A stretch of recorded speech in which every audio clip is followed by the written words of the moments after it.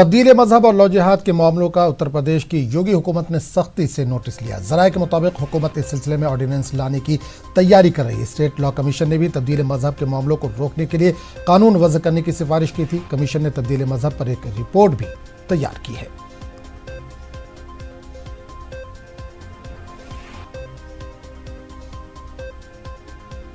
और इस पूरे मामले पर बात करने के लिए हम सीधे रुख करेंगे लखनऊ का, जहां से मालूम तारिक कमर इस वक्त फोन लाइन के जरिए जुड़े। तारिक, एक बड़ा फैसला करने जा रही है योगी हुकूमत तब्दील मजहब और लव जिहाद को लेकर, ये भी खबर आ रही है कि ऑर्डिनेंस भी लाया जा सकता है इस ताल्लुक से। हाँ देखिए, ये खबर बड़ी अहम है और इस हवाले से बहुत अहम है कि उत्तर प्रदेश का जो मंजरनामा है, आपने देखा गुज़िश्ता दिनों किस अंदाज से लोगों पर मज़ालिम बर्पा किए गए हैं। और बिलखुसूस ये होता है कि जहाँ पर लव मैरिज के मामला होते हैं, जहाँ पर मोहब्बत और मुआशकों के मामले होते हैं, वहाँ पर ये जो पूरा नजरिया है ये बिल्कुल तब्दील हो जाता है।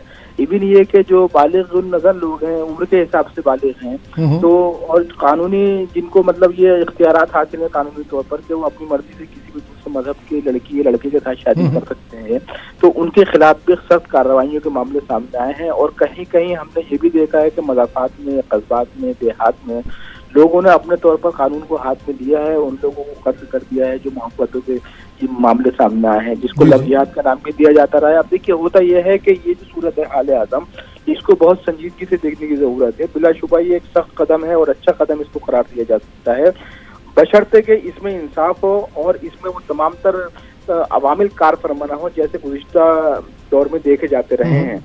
क्योंकि देखिए, जब जब तब्दीली मजहब की बात आती है, जब जब लव जिहाद की बात आती है, तो उसमें ये देखा गया है कि एक मखसूस तबके के जो लोग होते हैं उन पर मज़ालिम ज़्यादा हुए हैं।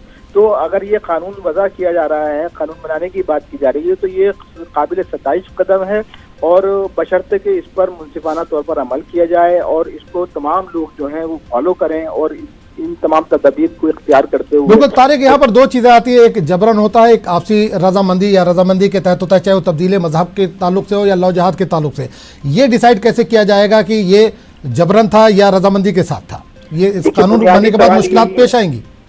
बुनियादी सवाल यही आजम जो आपने उठाया है, इसी तरफ मैंने भी इशारा किया था कि देखिए, जो मामलात हमने ये देखा है कि मर्जी से भी आए हैं, सोशल मीडिया पे लोगों ने खुद बयान दिए हैं कि हम अपनी मर्जी से एक दूसरे से शादी करना चाहते हैं, या उन्होंने ये बयान दिए हैं कि हम तब्दीली मजहब अपनी मर्जी से करना चाहते हैं, हमारे ऊपर कोई दबाव नहीं है। लेकिन उसके बावजूद भी, उन तमाम तर बयानात के बावजूद भी इतनी सख्त कार्रवाइयाँ समाजी तौर पर और पुलिस के जरिए की गई हैं कि चौंकाता है ये जो बदलता हुआ मंजरनामा है। तो देखिए, कहीं ना कहीं एक जो मखसूस तबका है वो ये भी सोच रहा है कहीं ऐसा ना हो कि इस कानून का इस्तेमाल बाकायदा तौर पर एक मखसूस तबके के लोगों को ज़दुकोफ करने के लिए, उन पर प्रेशर बनाने के लिए, उनका ज़हनी इस्तेसाल करने के लिए किया जाए। तो देखिए, बहुत सारे खदशे, बहुत से अंदेशे हैं, ताहम अभी तक जो मंजरनामा सामने आ रहा है वो यही है कि इस अंदाज के जो मामला सामने आए हैं उन्हीं के पेश नज़र ये कदम उठाया जा रहा है। हिदायत वज़ीर आला की जानिब से जारी कर दी गई हैं, बाकायदा तौर पर खाका तैयार किया जा रहा है कि किस अंदाज से इसको लाया जाए, क्या कुछ। लेकिन बुनियादी सवाल यही है